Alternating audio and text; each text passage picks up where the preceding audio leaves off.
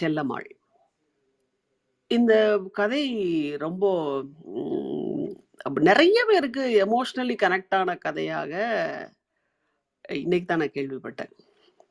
So ரொம்ப ஆர்வமா இருக்கு இந்த கதையை நம்ம வாசிக்கிறதுக்கு. இது இவ்ளோ பேர் பெரிய பெரிய எழுத்தாளர்கள்லாம் ஆகச்சிறந்த காதல் கதை அப்படின்னு சொல்ற அளவுக்கு இந்த கதையில என்ன இருக்கு அப்படின்றதையும் நம்ம பார்ப்போம். Reading first half Meera read பண்ணுவாங்க. மீரா. ஓகே களி. கதையின் தலைப்பு செல்லம்மாள்.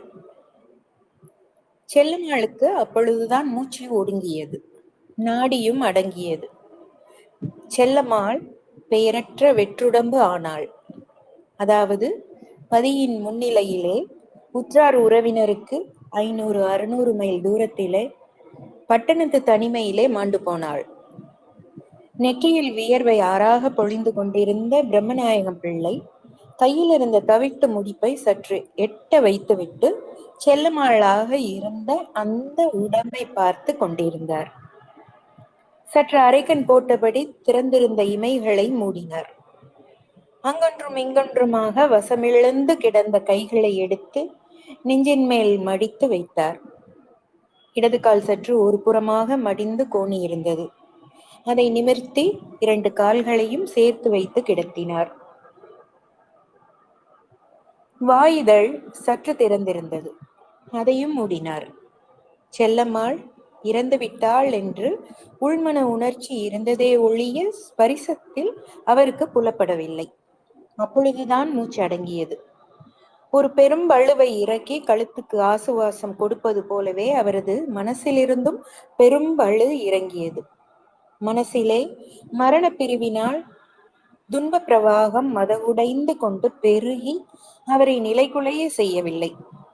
சகதர்மினியாக இருந்த ஒரு ஜென்மத்துக்கு துன்ப சுமை குறைந்து விட்டது என்பதிலே அவருக்கு மனசுக்கு ஒரு நிம்மதி. பிரம்மநாயகம் பிள்ளைக்கு மனப்பக்குவம் ஏற்பட்டு விட்டது. சாவின் சாயையிலே அவரது மனம் நிலைகுலையவில்லை. அதனால் பிரம்மநாயகம் பிள்ளையை பந்த வினையறுத்த யோகி என நினைத்து விடக்கூடாது. அல்லது அவரது மனசுக்கு வேலி போட்டு பாதுகாத்து வளர்த்து போதி மரம் வரையில் கொண்டு வந்துவிடும் ஞானம் மிகுந்த சுத்தோதன பெருந்தகை அல்ல அவனது பிதா. வறுமை, நோய், சாக்காடு 3ஐயும் நேரில் அனுபவித்தவரை. பிரம்மநாயகம் பிள்ளை வாழ்வின் மேடு பள்ளங்களை பார்த்திருக்கிறார் என்றால் அவர் ஏறிய சிறு சிறு மேடுகள் யாவும் படிப்படியாக இறங்கிக் கொண்டே போகும் பள்ளத்தின் கோளாறுகளே ஆகும். வாழ்வு என்ற ஒரு அனுபவம் அவருக்கு ஏற்படும் போது அவர் மேட்டிலிருந்துதான் புறப்பட்டார். குடும்பத்தின் சகல செலவுகளுக்கும் வருஷந்தோறும் வருமானம் அளிக்கும் நிலபுலன்களை பங்கிட்டால் பட்டினி கிடக்காமல் பார்த்து கொள்ளக்கூடிய அளவு துண்டுகளாக பாகப்படுத்துவதை அவசியமாக்கும் அளவுக்கு வம்ச விருத்தி உடையவர் பிரம்மநாயகம் பிள்ளையின் பிதா. பிரம்மநாயகம் பிள்ளை 4வது குழந்தை. சிறுவயதில் படிப்பில் சற்று சூடியாக இருந்ததால் மற்றவர்களுக்கு கையெழுத்து வாசிக்கும் வரையில் கை காட்டிவிட்டு அவரை படிப்பித்தார் அவர் தகப்பனார். அவருக்கு இருந்த பொருள் வசதி மகன் ஊரை விட்டு 500-600 மைல் எட்டி வந்தும் பட்டினி கிடக்காமல் மட்டும் பார்த்து கொள்ளக்கூடிய அளவுக்கே கல்வி வசதி அளித்தது. உற்ற பருவத்தில் பிரம்மநாயகம் பிள்ளைக்கு செல்லம்மாள் கையை பிடித்து அம்மி மிதித்து அருந்ததி பார்க்க வைக்கும் பாக்கியம் கிடைத்தது. பிரம்மநாயகம் பிள்ளையின் தகப்பனார் காலமானார். சொத்து பாகமாயிற்று. குடும்ப கடன் விவகாரம் வியாச்சிய எல்லையை எட்டாதபடி மூத்தவர் இருந்து சமாளிக்க பிரம்மநாயகம் பிள்ளை ஜீவனோபாயத்துக்காக செல்லம்மாளை கைப்பிடித்து அழைத்து கொண்டு சென்னைக்கு வந்து தஞ்சம் புகுந்தார். சென்னை அவருக்கு நிம்மதியற்ற வாழ்வை கொடுத்தது. அக்னி பரீட்சை செய்தது. செல்லம்மாள் வீட்டிலே அவருக்கு நிம்மதியற்ற வாழ்வை கொடுத்து சோதித்தாள். குணத்தினால் அல்ல, உடம்பினால் அவளுக்கு உடம்பு நைந்து விட்டது. பிள்ளைக்கு வெளியில் சதா தொல்லை, வீட்டிலே உள்ளூர அரிக்கும் ரணம். பிரம்மநாயகம் பிள்ளை ஒரு ஜவுளி கடையில் வேலை பார்க்கிறார். ஜவுளி கடை முதலாளி ஒரு ஜோடி ஜீவன்கள் உடலை கீழே போட்டு விடாமல் இருக்க வேண்டிய அளவு ஊதியம் தருகிறார். செல்லம்மாளின் வியாதி அதில் பாதியை தின்று விடுவதுடன் கடன் என்ற பெயரில் வெளியிலும் படர்கிறது. பிரம்மநாயகம் பிள்ளைக்கு மனதில் எழும் தொல்லைகள் முதலில் ரணம் காட்டி பிறகு ஆறி மரத்து போன வடுவாகி விட்டன. சம்பள தேதி என்று ஒன்று இல்லை, தேவையான போது வாங்கிக் கொள்ள வேண்டும் என்பது சம்பிரதாயம். அதாவது தேவையை முன்கூட்டி எதிர்பார்த்து அதற்காக முதலாளியின் மனசை பக்குவமடையச் செய்து பிறகு தினசரி இடைவிடாமல் கேட்டு கேட்டு வழக்கம் போல இன்றும் கிடைக்காது என்ற மன ஓய்ச்சலுடன் கேட்கும்போது நிதானத்தை குலைக்கும்படியாக அவர் கொடுத்து விடுவதை பெற்றுக்கொண்டு வீடு திரும்புவதே அவர் வேலை பார்க்கும் ஸ்தாபனத்தின் வளமுறை. இப்படியாக மாதம் முழுவதும் தவணை வாரியாக தேவைகளை பிரித்து ஒரு காரியத்துக்காக எதிர்பார்த்த தொகையை அத்தியாவசியமாக முளைத்த வேறு ஒன்றுக்காக செலவழித்துவிட்டு பாம்பு தன் வாளை தானே விழுங்க முயலும் சாதுரியத்துடன் பிரம்மநாயகம் பிள்ளை தமது வாழ்வின் ஜீவனோபாய வசதிகளை தேவை என்ற எல்லை காண முடியாத பாலைவனத்தை பாசனம் செய்ய தவணை என்ற வடிகால்களை உபயோகிக்கிறார். செல்லம்மாளுக்கு உடம்பு இற்று போயிற்று. இடைவிடாத மன உளைச்சலும் பட்டினியும் சேர்ந்து நோய் அவளை கிடத்திவிடும். காலையில் கண்ட ஆரோக்கியம் மாலையில் அஸ்தமித்துவிடும். இதை முன்னிட்டும் சிக்கனத்தை உத்தேசித்தும் பிரம்மநாயகம் பிள்ளை நகரின் எல்லை கடந்து சற்று கலகலப்பு குறைவாக உள்ள மின்சார வசதி இல்லாத இடத்தில் வசித்து வந்தார். அதிகாலையில் பசியை ஆற்றிக்கொண்டு கைப்பொட்டனத்துடன் கால்நடையாகவே புறப்பட்டு தமது வயிற்று பிள்ளைப்பின் நிலை தளத்துக்கு வந்து விடுவார். பிறகு அங்கிருந்து நன்றாக இருட்டி செயலுள்ளவர்கள் சாப்பிட்டு களைப்பாரும் தருணத்தில் வீட்டினடையை மிதிப்பார். செல்லம்மாள் அன்றைய பொழுதை கழித்த நிலைதான் அவரது சாப்பாட்டுக்கு மூலாதார வசதி. வரும்போது வீடு இருட்டி வெளிவாசல் கதவு தாளிடாமல் சாத்தி கிடந்தது என்றால் அவர் உள்வாசல் சென்று கால் முகம் கழுவி அனுட்டானாதிகளை முடித்து கொண்ட பிற்பாடு அடுப்பு மூட்டினால்தான் இரு ஜீவன்கள் பசியாறுவதற்கு மார்க்கம் உண்டு. அவர் வீடை அடையும் தருணத்தில் அந்த பிராந்திய கடைகள் யாவும் மூடி கிடக்குமாகையால் வீட்டில் உள்ளதை வைத்துக் கொண்டு கழிக்க வேண்டும். சில சமயங்களில் வீட்டில் உள்ளது என்பது காலியான பாத்திரங்கள் என்று பொருட்பொழிவுக்குள் பந்தப்பட்டு கிடக்கும். அச்சமயங்களிலும் பிள்ளையவர்களின் நிதானம் குலைந்து விடாது. வெந்நீர் வைத்தாவது மனைவிக்கு கொடுப்பார்.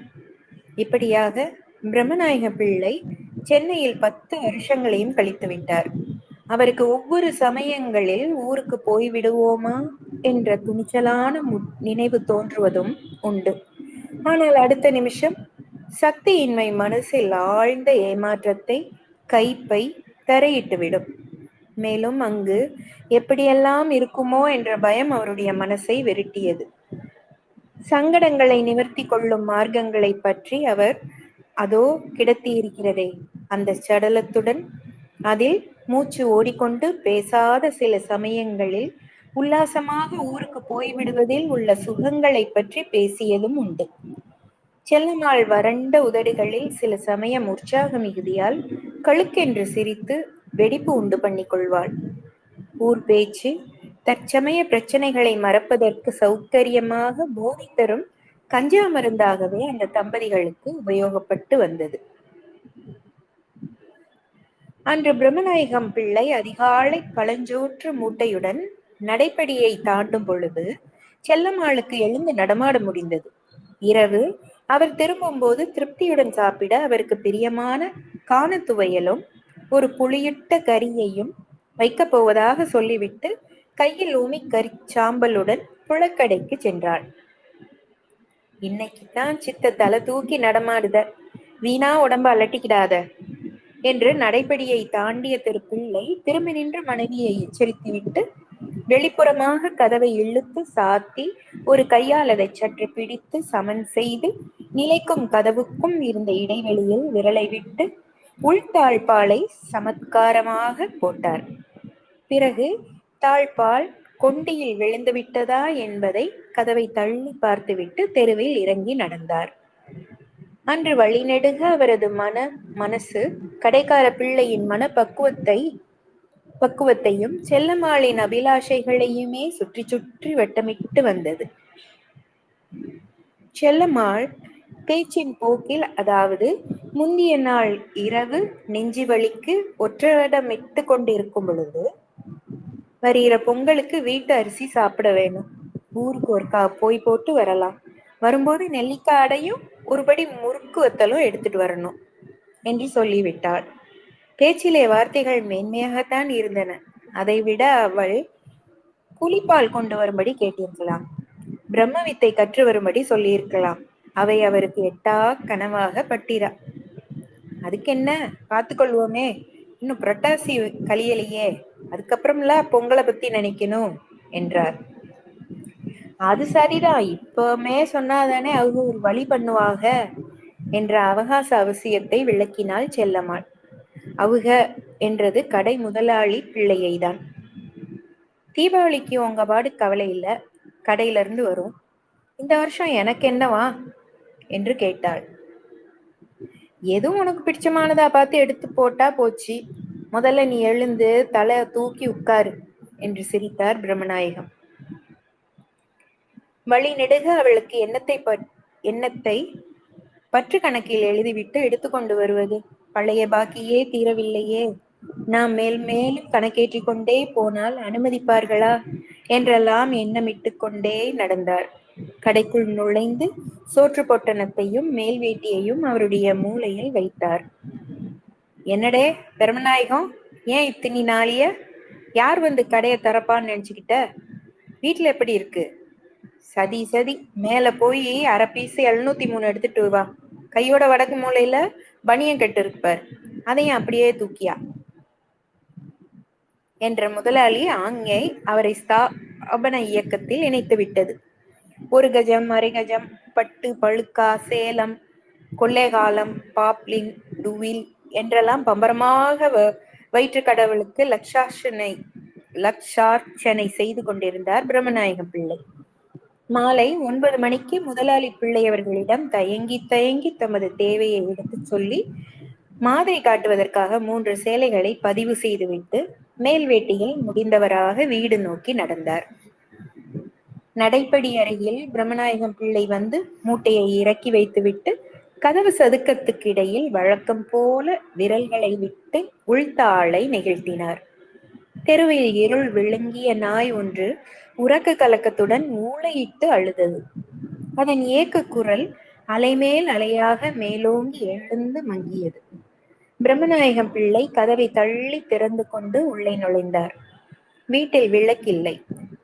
உறங்கி இருப்பாள், நாளியாகலே என நினைத்து கொண்டே நிலை மாடத்தில் இருந்த நெருப்பு பெட்டியை எடுத்து அருகில் இருந்த சிமினி விளக்கை ஏற்றினார். அந்த மினுக்கட்டான் பூச்சி இருளை திரட்டி காட்டியது. அதன் மங்கலான வெளிச்சம் அவரது ஆகிருதியை உதாகரமாக சுவரில் நடமாட வைத்தது. முதல் கட்டை தாண்டி உள்ளே நுழைந்தார். செல்லம்மாள் புடவை துணியை விரித்து கொடுங்கை வைத்து இடதுபுறமாக உருக்களித்து கிடந்தாள். வலது கை பின்புறமாக விழுந்து தொய்ந்து கிடந்தது. அவள் கிடந்த நிலை தூக்கமல்ல என்பதை உணர்த்தியது. பிரம்மநாயகம் பிள்ளை குனிந்து முகத்துக்கு நேரே விளக்கை பிடித்து பார்த்தார். கண் ஏறச் சொருகி இருந்தது. நெஞ்சில் மட்டும் சிறிது துடிப்பு, சுவாசம் மெல்லிய இழை போல ஓடிக்கொண்டிருந்தது. நிமிர்ந்து பின்புறமாக புழக்கடைக்கு சென்றார். போகும்போது அவரது பார்வை சமையற்கட்டில் விழுந்தது. உணவெல்லாம் தயாரித்து வரிசையாக எடுத்து அடுக்கி இருந்தது. அடுப்பில் வெந்நீர் கொதித்து கொண்டிருந்தது. சாவகாசமாக கிணற்றில் ஜலம் உண்டு கால் கைகளை சுத்தம் செய்து கொண்டார். திரும்ப உள் நுழைந்து அடுப்படியிலிருந்து அகல் விளக்கு திரியை நிமிண்டு திருத்தி ஏற்றினார். பக்கத்தில் இருந்த மாடத்திலிருந்து ஒரு சுக்கு துண்டையும் நெருப்பு பெட்டியையும் எடுத்துக்கொண்டு உள்கட்டுக்கு திரும்பி வந்தார். சுவரின் பக்கத்தில் இருந்த குத்து விளக்கை ஏற்றி வைத்துவிட்டு செல்லம்மாள் அருகில் வந்து உட்கார்ந்தார். கையும் காலும் ஜில்லிட்டிருந்தன. கற்பூர தைலத்தை உள்ளங்கையில் ஏற்றி சூடு ஏற்றும்படி தேய்த்துவிட்டு கமரலான அதன் நொடியை மூக்கின் அருகில் பிடித்தார். பிரயோஜனமில்லை. எண்ணெயை ஊற்றி சற்று பதற்றத்துடன் மூக்கின் மேலும் கபோலத்திலும் தடவினார். பிறகு எழுந்து சென்று கொதிக்கும் நீரை ஒரு பாத்திரத்தில் எடுத்துக்கொண்டு வந்து கையிலும் காலிலும் நெஞ்சிலுமாக ஒற்றடமிட்டார். அதிலும் பிரயோஜனம் இல்லை. சுக்கு துண்டை விளக்கில் கரித்து புகையை மூக்கருகில் பிடித்தார். முகம் ஒரு புறமாக சாய்ந்திருந்தனால் வாக்காக இல்லை. மெதுவாக அவளை புரட்டி மலர்த்தி படுக்க வைத்தார். மறுபடியும் சுக்கு புகையை பிரயோகித்தார். 2 முறை ஊதியதும் செல்லம்மாள் புகையை தவிர்க்க சிறிது தலையை அசைக்க ஆரம்பித்தாள். உடலையே அதிர வைக்கும் ஒரு பெரிய தும்மல். மறுபடியும் மயக்கம். மறுபடியும் புகையை ஊத முனகி சிறு குழந்தை மாதிரி அழுது கொண்டே தண்ணி என்று கேட்டாள் செல்லம்மாள். இந்தா கொஞ்சம் வாயை எப்படி திறந்துக்கோ என்று சிறு டம்ளரில் வெந்நீரை எடுத்து வாயை நனைக்க முயன்றார். அதற்குள் மறுபடியும் பல் கிட்டித்து விட்டது. மயக்கம். பிரம்மநாயகம் பிள்ளை தாம் அனுபவபூர்வமாக கண்ட சிகிச்சையை மீண்டும் பிரயோகித்தார். செல்லம்மாள் சினுங்கிக் கொண்டே ஏறிட்டு விழுத்தாள். எங்கிருக்கிறோம் என்பது அவளுக்கு புரியாதது போல அவள் பார்வை கேள்விகளை சொரிந்தது. நீங்க எப்ப வந்தீங்க? அம்மைய எங்க? உங்களுக்கா சமைச்சு வச்சுட்டு எத்தனை நேரமா காத்துக்கிட்டு இருப்பா என்றாள். பிரம்மநாயகம் பிள்ளை இம்மாதிரியான கேள்விக்கு பதில் சொல்ல இதமாக புரண்டு கிடந்த பிரங்கையை தெளிவிப்பதில் நிபுணர். கேள்விகளுக்கு சரியான பதில் சொல்ல வேண்டும் என்பதில்லை. கேட்டதற்கு உரிய பதில் சொன்னால் போதும். திடீரென்று செல்லம்மாள் அவரது கையை எட்டி பிடித்து கொண்டு, அம்மா அம்மா, ஊருக்கு போயிடுவோம். அந்த துரோகி வந்தா புடிச்சு கட்டி போட்டுடுவா. துரோகி துரோகி துரோகி என்று உச்சஸ்தாயில் கத்தி கொண்டு போனாள். குரல் கிரீச்சிட்டது. பிரம்மநாயக பிள்ளை இடது கையால் ஒரு துணியை குளிர்ந்த ஜலத்தில் நனைத்து நெற்றியில் இட்டார். செல்லம்மாள் மறுபடியும் பிதற்ற ஆரம்பித்தாள். எதிரிலிருந்து யார் என்பது அவளுக்கு புலப்படவில்லை. அம்மா அம்மா, நீ எப்போ வந்த? தந்தி கொடுத்தாங்களா என்றாள். ஆமா, இப்பத்தான் வந்தேன். தந்தி வந்தது. உடம்புக்கு எப்படி இருக்கிறது என்று பிரம்மநாயக பிள்ளை தாயாக நடித்தார். செல்லம்மாளின் தாய் இறந்து 5 வருஷங்கள் ஆகின்றன. இவளுக்கு இம்மாதிரி பிதற்றல் வரும்போதெல்லாம் தாய் உயிருடன் இருப்பதாக ஒரு பிரம்மை தொடர்ந்து ஏற்படும். அம்மா, எனக்கு கொஞ்சம் தண்ணி தா. இவங்க இப்படித்தாமா என்னை போட்டுட்டு கடைக்கு போயிடுதாக. எப்போ ஊருக்கு போலாம்? யாரு எங்காலையும் கையையும் கட்டி போட்டா? இனிமே நான் புடவைய கேட்கல. என்னைய கட்டி போடாதிய. மெதுவா நகர்ந்து ஊருக்கு போயிடுதே. ஐயோ, என்னை விட்டுடுங்கண்ணா. நான் உன்னை என்ன செஞ்சேன்? கொஞ்சம் அவுத்து விட மாட்டியலா? நான் எங்க அம்மைய பார்த்துட்டு வந்துடுங்க. அப்புறம் என்ன கட்டி போட்டுக்கிடுங்க. மறுபடியும் செல்லம்மாளுக்கு நினைவு தப்பியது. வைத்தியரை போய் அழைத்து வரலாமா என்று நினைத்தார் பிரம்மநாயகம் பிள்ளை. இவளை இப்படியே தனியாக விட்டு எப்படி போவது? கொஞ்ச தூரமா? மறுபடியும் சுக்கு பிரயோகம் செய்தார். நாடி மெதுவாக ஓடிக்கொண்டிருந்தது. செல்லம்மாள் செத்து போவாளோ என்ற பயம் பிரம்மநாயகம் பிள்ளையின் மனசில் லேசாக ஊசலாடியது. அந்த பயத்திலே மன உளைச்சலோ சொல்லை மீறும் துக்கத்தின் வலியோ இல்லை. வியாதியஸ்தனின் நாக்கு உணரும் ஒரு கைப்பும் அதற்கு சற்று ஆழமாக ஒரு நிம்மதியும் இருந்தன. எவ்வளவு கஷ்டப்பட்டும் என்ன பலன் என்ற ஒரு மலைப்பு. செல்லம்மாள் சிணுங்கிக் கொண்டே ஒரு புறமாக சரிந்து படுத்தாள். என்ன சொல்லுகிறாள் என்பது பிடிபடாமல் காலுக்கு ஒட்டடமிட்டு சூடு உண்டாக்கி கொண்டிருந்த பிரம்மநாயகம் பிள்ளை என்ன வேண்டும் என்று கேட்டுக்கொண்டு அவளது தலைப்புறமாக திரும்பும் முன் சுவாசம் சரியாக ஓட ஆரம்பித்தது. செல்லம்மாள் மயக்கத்திலிருந்து விடுபட்டு தூங்க ஆரம்பித்தாள். முகத்தில் வெறிச்சோடி கிடந்த நோய்களை மங்கி அகன்றது. 10 நிமிஷம் கழியவில்லை. செல்லம்மாள் விழித்து கொண்டாள். மேலெல்லாம் ஏன் நினைந்திருக்கிறது என்று தடவி பார்த்து கொண்டு சிதறி கிடந்த ஞாபகத்தை கோவை செய்ய முயன்றாள். தலையை வலிக்கிறது என்றாள் சிணுங்கிக் கொண்டே. மேலெல்லாம் பூட்டு பூட்டாக வலிக்குது என்று சொல்லிவிட்டு கண்களை மெதுவாக மூடினாள். மனசை அலட்டி கொள்ளாமல் நிம்மதியாக தூங்கு, காலையில் சரியா போய்விடும் என்றார். என்று கொண்டு கண்களை மூடியவள், நாக்க வரட்டுது, தண்ணி என்றாள் எழுந்து உட்கார்ந்து கொண்டு. ஏந்திரியாதே, விழப்போற என்று சொல்லிக்கொண்டே முதுகை தாங்கியபடி வெந்நீரை ஒரு தம்ளரில் கொடுத்தார். அதை தொட்டு பார்த்துவிட்டு, அது வேண்டாம், பச்சை தண்ணி கொடுங்க, நாக்க வரட்டுது என்றாள். பச்சை தண்ணி குடிக்கப்படாது, வெந்நி தான் உடம்புக்கு நல்லது என்று சொல்லி பார்த்தார். தர்க்கம் பண்ணி அவளை அலட்டுவதை விட குளிர்ந்த ஜலத்தை கொடுத்து விடுவதே நல்லது என்று ஊற்றி கொடுத்து விட்டு மெதுவாக படுக்க வைத்தார். கண்ணை மூடி சில வினாடிகள் கழித்ததும், உங்களைத்தானே, எப்போ வந்திய, சாப்பிட்டியலா என்றாள்.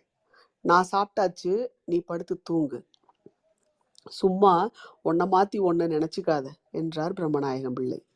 பதில் அவள் செவியில் விழுந்தது, பிரக்ஞையில் பதியவில்லை. செல்லம் தூங்கிவிட்டாள்.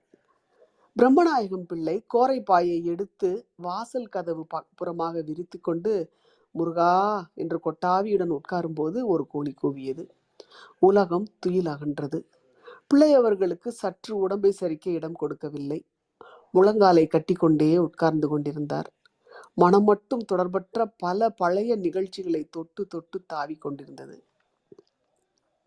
பொழுதும் புலர ஆரம்பித்தது.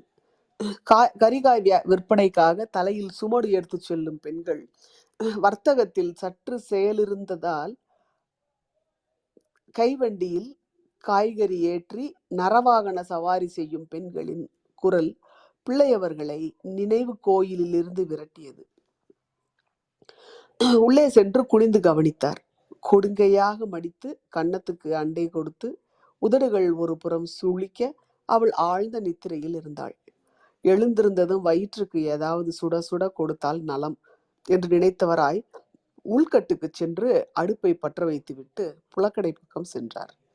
அவர் திரும்பி வந்து முருகா என்று விபூதியை நெற்றியில் இட்டு கொண்டிருக்கையில் செல்லம்மாள் விழித்து எழுந்திருந்து படுக்கையில் உட்கார்ந்து தலையை உதறி கோதி கட்டி கொண்டு சினுங்கிய வண்ணம் உள்ளே ஏறிட்டு பார்த்தாள். இப்போ எப்படி இருக்கு, நல்லா தூங்கின போல் இருக்கே என்றார் பிரம்மநாயகம். மேலெல்லாம் அடிச்சு போட்டாப்புல பலகீனமா இருக்கு, பசிக்குது, சுட சுட ஏதாவது இருந்தா தேவலை என்று செல்லம்மாள் தலையை சற்று இறக்கி உச்சியை சொரிந்தபடி புருவத்தை நெறித்து கொண்டு சொன்னாள். அடுப்புல கருப்பட்டி காப்பி போட்டிருக்கேன், பல்ல தேய்ச்சிப்பிட்டு சாப்பிட்டா போகுது, பல் தேய்க்க வெந்நி எடுத்து தரட்டுமா என்றார். வெந்நியை எடுத்து புறவாசல்ல வச்சிருங்க, நான் போய் தேய்ச்சிக்கிடுதேன் என்றாள் செல்லம்மாள். நல்ல கதையாத்தான் இருக்கு, நேத்து கிடந்த கிடப்ப மறந்து போனியா, நடமாடப்படாது, உங்களுக்கு என்ன, வர வர அசிங்கம் கிசிங்கம் இல்லாம போகுது என்று சொல்லிக்கொண்டே சுருட்டி வாரி கட்டி கொண்டு எழுந்தாள். கால் தள்ளாடியது. மூசு மூசு என்று இறைத்து கொண்டு சுவரில் கைகளை ஊன்றி கொண்டாள். பிரம்மநாயகம் பிள்ளை சட்டென்று பாய்ந்து அவளது தோள்பட்டையை பிடித்து கொண்டார். பைய என்ன புறவாசலுக்கு கொண்டு விட்டுருங்க, பல்ல தேய்க்கட்டும், நிக்க முடியல என்றாள். அவளுடைய விதண்டாவாதத்துக்கு போக்கு கொடுத்து கைத்தாங்கலாக புலக்கடையில் கொண்டு போய் அவளை உட்கார வைத்தார். பல்லை தேய்த்துவிட்டு அப்பாடா அம்மாடா என்ற அங்கலாய்ப்புகளுடன் செல்லம்மாள் மீண்டும் படுக்கையில் வந்து படுப்பதற்குள் உடல் தளர்ந்து விட்டது. படுத்தவுடன் தளர்ச்சியாக கண்களை மூடினாள். பிள்ளையவர்கள் காப்பி எடுத்து வந்து ஆற்றி கொண்டு, பதமாக இருக்கு, குடி, ஆறி போச்சுன்னு சொல்லாதே என்றார். அதற்கு அவளால் பதில் சொல்ல முடியவில்லை, கையமர்த்தினாள். சில நிமிஷங்கள் கழித்து மெதுவாக கண்களை திறந்தாள். சிரமத்துடன் கைகளை ஊன்றி கொண்டு எழுந்து உட்கார்ந்தாள். டம்ளரில் இருந்த காப்பியை தொட்டு பார்த்துவிட்டு, சூடே இல்லையே, அடுப்புல கங்கு கிடக்கா, கொஞ்சம் வச்சு எடுத்து வாருங்க என்றாள். அதை அப்படியே வச்சிரு, வேற சூடா இருக்கு, தாரேன் என்று வேறு ஒரு பாத்திரத்தில் இன்னும் கொஞ்சம் எடுத்து வந்து தந்தார். காப்பியை எடுத்து நெஞ்சுக்கு இதமாக ஒட்டடமிட்டு கொண்டு சாவகாசமாக ஒவ்வொரு மிடராக குடித்து கொண்டிருந்த செல்லம்மாள், நீங்க என்ன சாப்பிட்டிய என்றாள். பழையது இருந்தது, ஒரு உருண்டை சாப்பிட்டேன், நீ காப்பியை சீக்கிரம் குடி, நேரம் ஆகுது, வைத்தியனை போய் பார்த்துக்கிட்டு வாரேன்.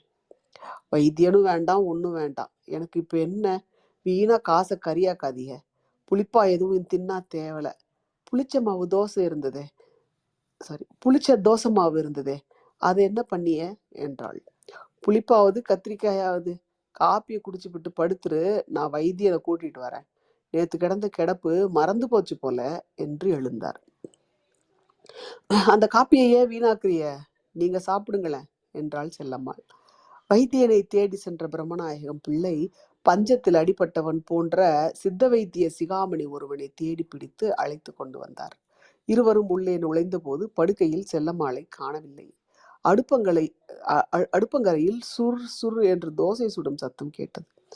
வைத்தியரை பாயை விரித்து உட்கார வைத்துவிட்டு, என்னத்த சொன்னாலும் காதுல ஏற மாட்டேங்கிறதே, இன்னும் என்ன சிறு பிள்ளையா என்று குரல் கொடுத்து கொண்டு உள்ளே நுழைந்தார் பிள்ளை. வேர்க்க விறுவிறுக்க செல்லம்மாள் தன் சக்திக்கு மீறிய காரியத்தில் ஈடுபட்டிருந்தாள். கை நடுக்கத்தால் தோசை மாவு சிந்தி கிடந்தது. தட்டத்தில் ஒரு தோசை கரிந்து கிடந்தது. அடுத்து வாக்காக வரும் என்று எண்ணெய், மிளகா பொடி முதலிய உபகரணங்களுடன் தோசைக்கல்லை பார்த்து கொண்டிருந்தாள் செல்லம்மாள்.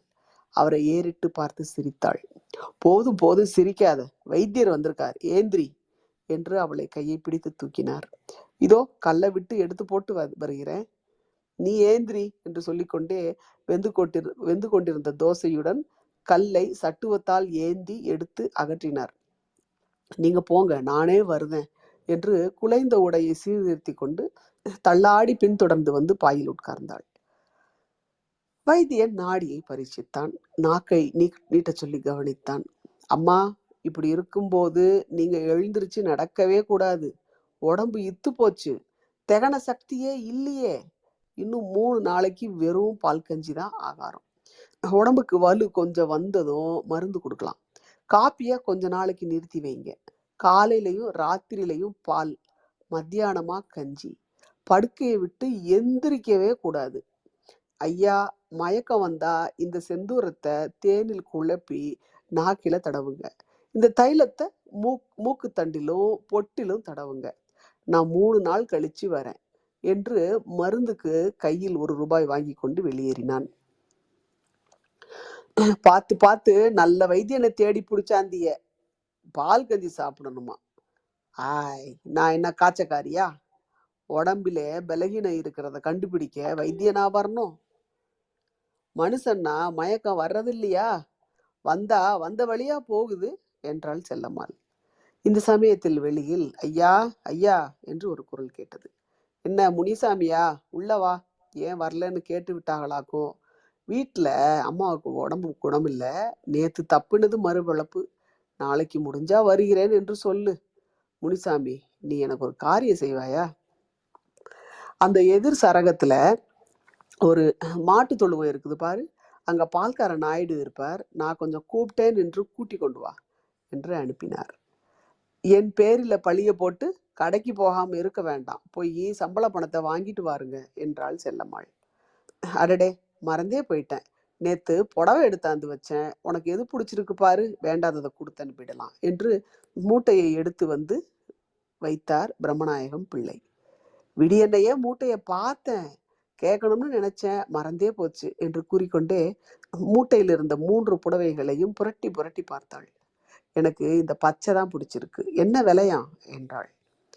அதை பத்தி உனக்கு என்ன, பிடிச்சதை எடுத்துக்கோ என்று பச்சை புடவையை எடுத்து அலமாரியில் வைத்துவிட்டு மற்ற 2ஐயும் மூட்டையாக கட்டி சுவரோரத்தில் வைத்தார். கண்ட மணிக்கு காசு செலவு பண்ணிவிட்டு பின்னால கண்ணை தள்ளிக்கிட்டு நிக்காதீங்க, நான் இப்பவே சொல்லிவிட்டேன் என்று கண்டிப்பு பண்ணினாள் செல்லம்மாள். வந்த பால்கார நாயுடுவிடம் 3 தினங்களுக்கு சுத்தமான பசும்பாலுக்கு ஏற்பாடு செய்துவிட்டு கடை முதலாளியிடம் தாம் கேட்டதாக ரூபாய் 15 வாங்கி வரும்படியும் சேலை மூட்டையை சேர்ப்பித்து விடும்படியும் முனிசாமியிடம் சொல்லி அனுப்பினார். அன்று பாயில் தலை சாய்க்க ஆரம்பித்ததிலிருந்து செல்லம்மாளுக்கு உடம்பு மோசமாகி கொண்டே போயிற்று. க்ஷணம் அதிகமாயிற்று. மத்தியானம் அவளை கவனித்து சுசுசை செய்ததன் பயனாக அடுப்பில் கிடந்த பால் கஞ்சி பசை மாதிரி குழு குழு என்றாகிவிட பிரம்மநாயகம் பிள்ளை அதில் வெந்நீரை விட்டு கலக்கி அவளுக்கு கொடுக்க முயன்றார். பலவீனத்தால் அரோசிகம் அதிகமாகிவிடவே உடனே வாந்தி எடுத்து விட்டது. ஆனால் குமட்டல் இருக்கவில்லை. செல்லம்மாள் நினைத்து நினைத்து வாயில் எடுக்க ஆரம்பித்தாள். உடல் தளர்ச்சி மிகுந்து விடவே மறுபடியும் பழைய கோளாறுகள் தலை தூக்க ஆரம்பித்தன. அருகில் இருந்து கொண்டு காலையும் கையையும் பிடித்து பிடித்து கை ஓய்ந்ததுதான் மிச்சம். பகல் 3 மணிக்கெல்லாம் சோர்வு மேலிட்டால் செல்லம்மாள் மயங்கி கிடந்தாள். செத்துப்போய் விடுவோமோ என்ற பயம் அவளுக்கு ஏற்பட்டது. ஒவ்வொரு சமயங்களில் மூக்கும் கையும் குரக்கு வலித்து இழுத்து வாங்க ஆரம்பித்தன. எனக்கு என்னவோ ஒரு மாதிரியா வருது, வேறொரு வைத்தியனை பார்த்தா தேவலை என்றாள் செல்லம்மாள். உடம்பு தளர்ந்திருப்பதால் இப்படி இருக்கிறது, சொல்லுகிறபடி ஆடாம அசங்காம படுத்து கிடந்தார் தானே, பயப்பட வேண்டாம், எல்லாம் சரியா போயிடும் என்றார் பிரம்மநாயகம். அவருக்கும் உள்ளுக்குள் சற்று விபரீதமாக பட்டது. கொஞ்ச நேரத்தில் பால்காரன் வருவான், பாலை வாங்கி வைத்து விட்டு டாக்டரை கூப்பிட்டு கொண்டு வருகிறேன், குன்னத்தூர் அத்தைய வர சொல்லி காகிதம் எழுதட்டா என்றார். எழுதி என்னத்துக்கு, அவளால இந்த தூரா தொலைக்கு தன்னந்தடியா வந்துக்கிட முடியுமா? கொஞ்சம் கருப்பட்டி காப்பி சுட சுட போட்டு தர்றியளா, இந்த வாந்தியாவது செத்த நிற்கும் என்று சொல்லிவிட்டு சற்று கண்ணை மூடினாள். இந்த மாங்கொட்டை துண்டை கொஞ்சம் வாயில ஒதுக்கிக்கோ, நான் காப்பி போட்டு தரேன் என்று அடுப்பங்கரைக்கு சென்றார். அவர் அடுப்பை பிரித்து விட்டு அனலில் சற்று வெந்நீர் இடலாம் என்று தவளை தண்ணீரை அடுப்பேற்றும் போது பால்காரனும் வந்தான். கருப்பட்டி காப்பியை செல்லம்மாள் அருகில் வைத்துவிட்டு பாலை காய்ச்சி ஒரு பாத்திரத்தில் ஊற்றி வைத்துவிட்டு நான் போய் டாக்டரை கூட்டி கொண்டு வருகிறேன் என்று வெளியே புறப்பட்டார்.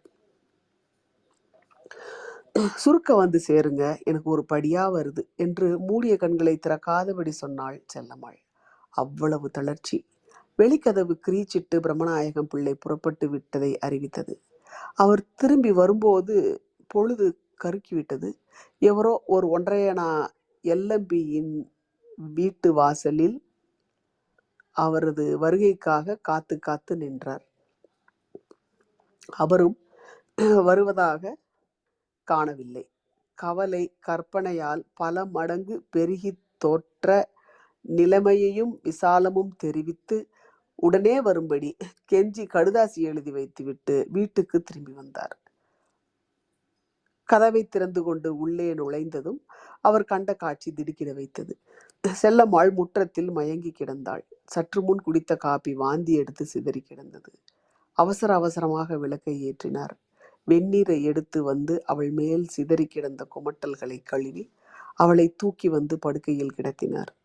வைத்தியர் கொடுத்து விட்டு சென்ற செந்தூரத்தை தேனில் குழப்பி நாக்கில் தடவினார். மூக்கிலும் கால் கைகளிலும் தைலத்தை தடவினார். பிரக்ஞை வரவில்லை. மூச்சு விளையோடி கொண்டிருந்தது. முகத்தையே பார்த்து கொண்டிருந்தார்.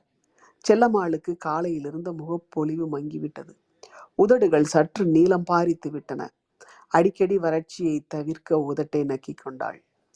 நெஞ்சில் என்னமாவோ படபடவென்று அடிக்குது என்றாள் மறுபடியும். எல்லாம் தளர்ச்சியின் கோளாறுதான், பயப்படாத என்று நெஞ்சை தடவி கொடுத்தார். ஒரு வினாடி கழித்து பசிக்குது, பாலை தாருங்க, நான் தூங்குதேன் என்றாள் செல்லம்மாள். இதோ எடுத்து வாரேன் என்று உள்ளே ஓடி சென்றார் பிரம்மநாயகம் பிள்ளை.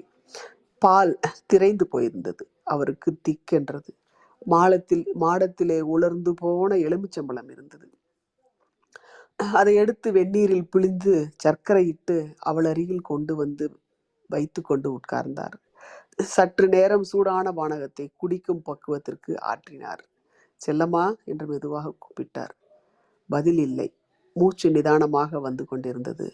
செல்லம்மா, பால் தெரிஞ்சு போச்சு, பானகம் தரேன், குடிச்சுப்புட்டு தூங்கு என்றார். ஆகட்டும் என்பது போல் அவள் மெதுவாக அசைத்தாள். சிறு தம்ளரில் ஊற்றி மெதுவாக வாயில் ஊற்றினார். 2 மடக்கு குடித்துவிட்டு தலையை அசைத்து விட்டாள். ஏன் விளக்க? விக்கலுடன் உடல் குலுங்கியது. நெஞ்சு விம்மி அமர்ந்தது. காலும் கையும் வெட்டி வாங்கின. அதிர்ச்சி ஓய்ந்ததும் பிள்ளை பானகத்தை கொடுத்தார். அது இருபுறமும் வழிந்து விட்டது. பாத்திரத்தை மெதுவாக வைத்துவிட்டு தொட்டு பார்த்தார். உடல்தான் இருந்தது. வைத்த கையை மாற்றாமல் பூதாகரமாக சுவரில் விழுந்த தமது சாயையை பார்த்தார். அதன் கைகள் செல்லம்மாள் நெஞ்சை தோண்டி உயிரை பிடுங்குவன போல் இருந்தன. சித்த வைத்தியன் கொடுத்த மருந்தில் மிஞ்சி கொடுத்தவற்றை உடம்பில் பிரயோகித்து பார்த்தாள். இனிமேல் ஆவது ஒன்றுமில்லை என்பது தெரிந்தும் தவிட்டு ஒற்றடம் கொடுத்து பார்த்தார். அவரது நெற்றியின் வியர்வை அந்த உடலின் கண் இமையில் சொட்டியது.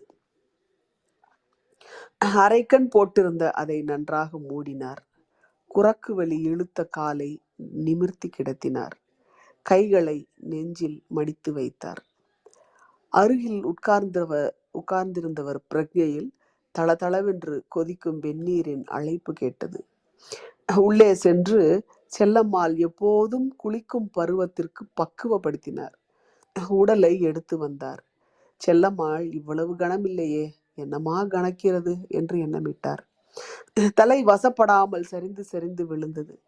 கீழே உட்கார வைத்து நின்று தமது முழங்காலில் சாய்த்து வைத்து தவளை தண்ணீர் முழுவதையும் விட்டு குளிப்பாட்டினார். மஞ்சள் இருக்குமிடம் தெரியாததனால் அதற்கு வசதி இல்லாமற் போய்விட்டது. மேல் துணியை வைத்து உடலை துவட்டினார். மீண்டும் எடுத்து கொண்டு வந்து படுக்கையில் கிடத்தினார். அவளுக்கு என வாங்கிய பச்சை புடவை அந்த உடலில் சுற்றி கட்டப்பட்டது. நெற்றியில் விபூதியும் குங்குமமும் இட்டார்.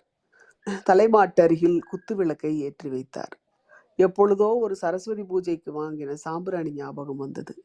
கனல் எடுத்து வந்து வைத்து பொடியை தூவினார். நிறை நாளி வைத்தார். செல்லம்மாள் உடம்புக்கு செய்ய வேண்டிய பவித்திரமான பணிவிடைகளை செய்து முடித்துவிட்டு அதையே பார்த்து நின்றார். கூடத்தில் மூச்சு திணறுவது போல் இருந்தது. வெளிவாசலுக்கு வந்து தெருவில் இறங்கி நின்றார். ஊசிக்காற்று அவர் உடம்பை வருடியது. வானத்திலே தெரிகெட்டு சிதறி கிடந்த நட்சத்திரங்களில் திரிசங்கு கிரக மண்டலம் அவர் கண்ணில் பட்டது. அவருக்கு வானசாஸ்திரம் தெரியாது. சங்கு மண்டலத்தின் கால் தூரத்தில் தெரிந்த கருப்பு ஊசி கோபுரத்தில் மாட்டிக்கொண்டு அஸ்தமிக்கவோ உதயமாகவோ முடியாமல் தவித்தது. அருகில் ஐயா என்றான் முனிசாமி. முதலாளி கொடுத்தாங்க என்று நோட்டுகளை நீட்டினான். அம்மாவுக்கு எப்படி இருக்கு என்றான். அம்மா தவறி போயிட்டாங்க. நீ இந்த நோட்டை வச்சுக்க. ஒரு தந்தி எழுதி தரேன்.